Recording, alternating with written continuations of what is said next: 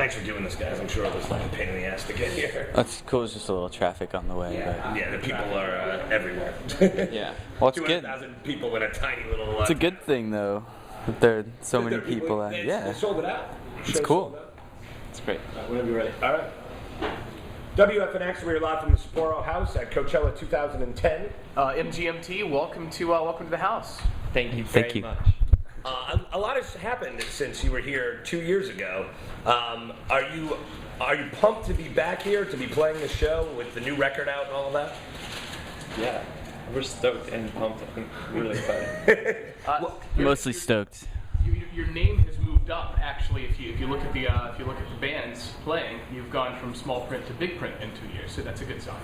Yeah, I think we went from depending on the size of the poster, from size 13 font to about 21. I was going to say 48 even. Oh, whoa. Wow. Big. That is big. Now, have you done a lot of shows playing this new material? Done about 10. Yeah. And how's it gone over so far? It's been great. Yeah. It's got to be hard to perform some of the out. There seems to be so many different pieces and so many different instrumentation. It's actually easier than performing songs from the first album. I think there is a lot going on, but the instrumentation is more kind of suited to the setup we have as a live band with guitars and drums and keyboards, and there's a lot more electronic stuff on the first record. So yeah, it's been pretty smooth, I guess. What about the flute? How do you handle It's not a real flute. Oh, really? Yeah. Yeah. Fooled you. Jethro told He plays thought it. perhaps you had me and Jethro Tull in the house. He plays it note for note on live. But I didn't play it on the album. I played it on the album. This is trivia.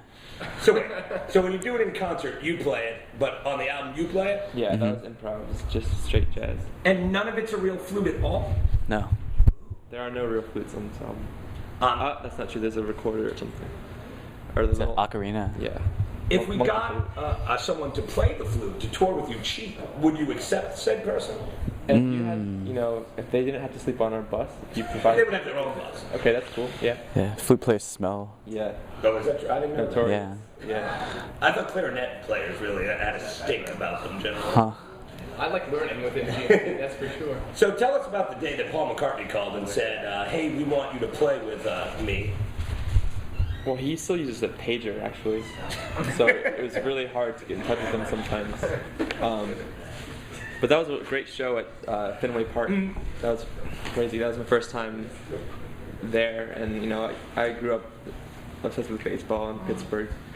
When the Pirates were really good. Oh yeah, that has stopped, by the way. Yeah, it has. It's been years. But yeah, it was cool to be in Fenway. And did you get to hang with McCartney? And was he nice, cool? We said hi. We didn't really get to hang out. No. Kind of Couldn't we shook hang out? hands Yeah. And took a picture. That's it. But he was a fan of your band. That's what we read. Yes. Yeah, that's what I've read as well. So he didn't see you backstage and tell you all of these amazing things about Electric Feel. No. We didn't have a moment like that really, but he seemed like kind of busy and he had a lot of stuff on his plate. So. And he's Literally. He's got that going on. It's true. Yeah. When you're a sir, it's kind of a big deal. Now tell us about the new record. Going into recording the new record, were you nervous to sort of do a follow-up after such a big first time? We sort of asked the same question at Vampire Weekend. They were here earlier. Oh, I thought I smelled something. I'm just kidding. We love Vampire Weekend. They said terrible things. They did. It was all bad stuff.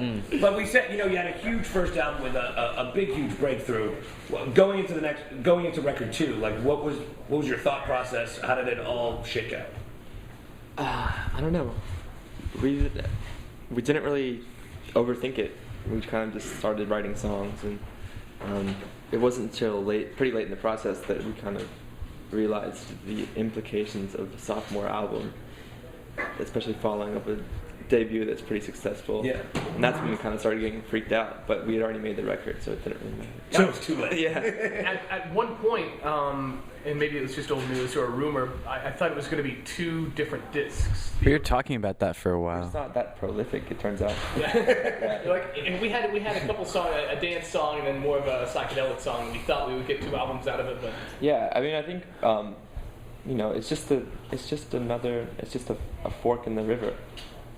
That is MGMT. It's like the next album will be completely different probably, and gotta keep going down the river. Yes, that's probably, that sure, good analogy. Yeah, thank you very much. And the cover art has drawn some criticism and some praise, I guess. What exactly is the cover art for Well, Congratulations? people that are stupid don't understand it, but like cool, smart people get how awesome it is. So the Trapper Keeper jokes are probably not the smart people. Right. No. Correct. It's a friend of ours named Anthony Ausking, who's a painter, and that's a painting that he did off of the sketch that we drew, and it's very metaphorical, symbolic, even probably almost bordering on symbolic. Sorry, So is there a text message. Do you want to take? Is that Paul McCartney? Should you take See. that? Yeah, it's Mecca. It says just got an iPhone. Well, MGMT, thank you very much for coming today. We really appreciate it. No problem. And, Thank you. Have a great set tomorrow night. Have you guys been Thanks. swimming? I have not been swimming. I am very pasty and doughy. For our listeners on the radio, I just want to go ahead and describe the Sapporo house. Please. It's beautiful setting on a golf course, the mountains of whatever town we're in. Indio. La Quinta, technically, right now. Yeah. Are springing up behind this giant pane glass window. Beautiful artwork everywhere. I mean, I don't know about that. There's sticker price tags on much of the artwork in the Yeah. house. So it's a pretty sweet setup. I mean, look at some of this stuff. These plates. And you guys brought all this stuff in, right? We did. We shipped all this from It took us a Boston. month to move in. Yeah, it looks really nice. For the 3 days that we're here, we bring all of this equipment, and then it goes back with us to the radio station. Right. Oh, it's Yeah. it's important to take a piece of home with you. Very true. It makes us Well, that's Wherever why you we brought go. Kevin Begley. He's our piece of home. It's good. Travels. Piece of something. Yeah. I'm just kidding. I don't even know. Hey, I'll take the compliment. All You right. guys, I'm GMT. Thank you very much. Thanks. Thanks, guys. Thanks for playing our music. Oh yeah, no problem.